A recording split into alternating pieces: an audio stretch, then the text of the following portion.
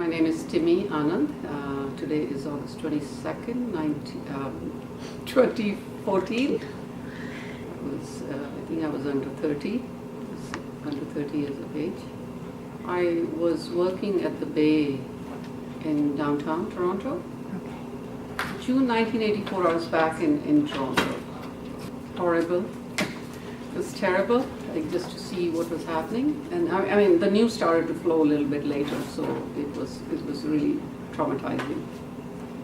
I don't remember, but I think it was only it wasn't a lot of news. It was coming in bits and pieces, and we heard from family members. They said there was an attack, and I mean, there wasn't really a source.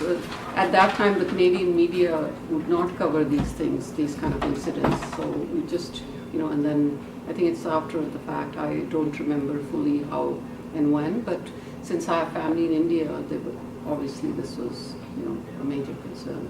And just seeing how horrible it was and how terrible it was, it's just shocking. In June, no, not in June. I was in Jaipur at that time. I think we heard right when it started, when we heard from the news started to travel from Delhi that there is Indira Gandhi has been murdered not murdered, she has been killed, and that there are riots and there's fires in Delhi, there's all kinds of lootings, and so we were really petrified. Like they said, okay, the mobs are coming close to Jaipur or they're traveling, and so I had a nephew who was only 40 days, and I had a son who was like 4 years old at that time, so we were all we were all in one room, and we wanted to make sure that we had supplies for the baby and we had food, and it was and there was not much communication. It was there were no cell phones at that time, so one of my brother-in-laws was in Delhi, and so he would call and say, this is happening, so and there was all these rumors about the mob is it's coming, and the tide is coming to Jaipur. So it was quite scary. It was quite scary. Yes, absolutely. We got that story that they were actually killing all Sikhs, and they were, identifying and pulling them and trying to. Terrible. There's no word to describe it. When you're in communities, it feels like an attack on you. You feel, okay, I'm safe, but it's an attack, and you actually feel the pain of it. Mm-hmm. And a lot of fear, not knowing, because the media, there wasn't very clear communication coming from there. So it was only you would hear somebody call or somebody say, or somebody local, the Sikhs in Jaipur, that they were trying to connect with each other and say, just stay in your houses and just, stay put.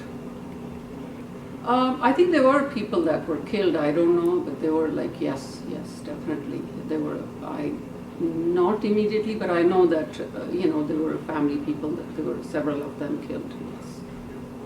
Yeah, of course it was, it was the Hindus doing that.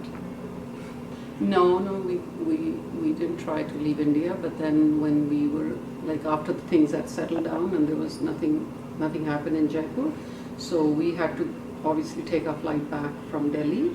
So my son, he had case, and frocks paake, we dressed them as girls. I had another nephew, so all of them were dressed up and as girls, and then we had a Hindu driver that drove us back, and on the way what we saw was something that you see in movies.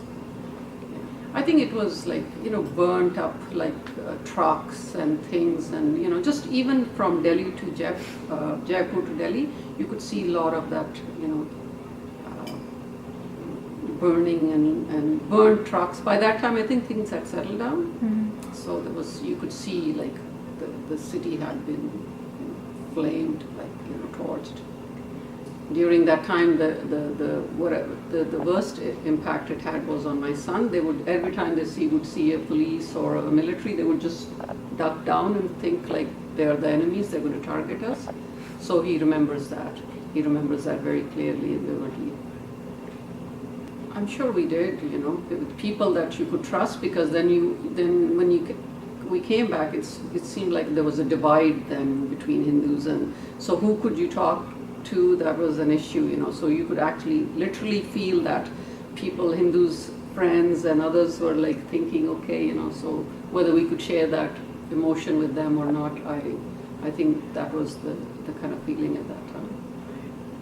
I think initially I did, yeah, but it's past, like it's, you know, a long time now, and it's kind of, but it's something that's etched in your memory, you never forget.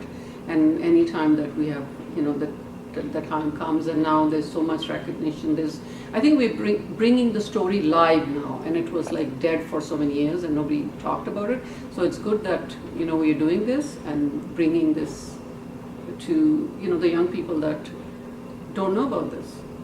That this is in our own times. It's not like something that was in, you know, the partition when they talked about, like, okay, that was a long time ago when I wasn't born, and, you know, my mom talked about it, but this is in my lifetime, and having, you know, just being in Canada. And I think after that I got a Canadian citizenship, and it was like, you know, it was just like you can't go back to India or something like that, you know, sense of fear and like alienation and those kind of feelings kept, you know, on for sometimes, you know, and yeah, I've been several times.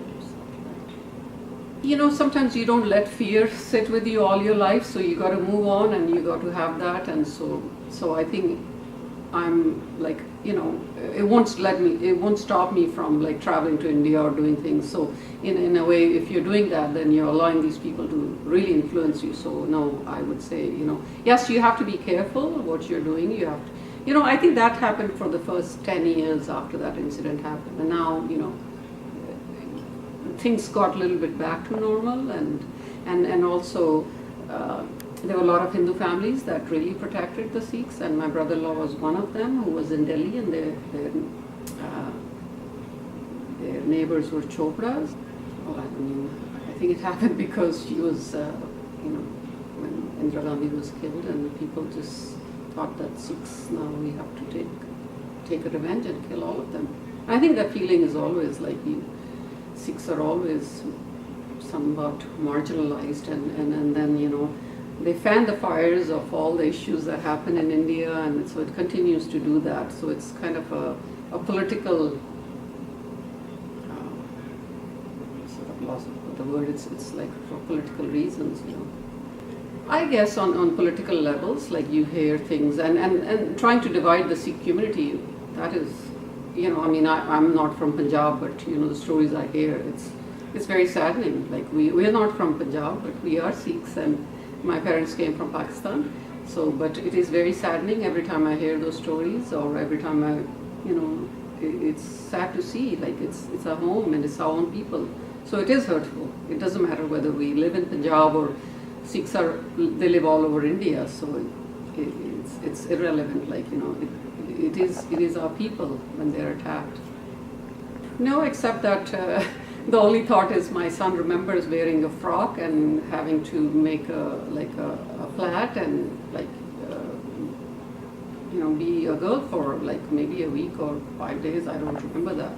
So that is, I mean, you know, so he's 30 plus, and, you know, when you, so also one of the things, like, he's very much interested, he's born here, so he's experienced that, so he's interested to know about India's history and things like that. So sometimes bad incident also help you to learn more about it.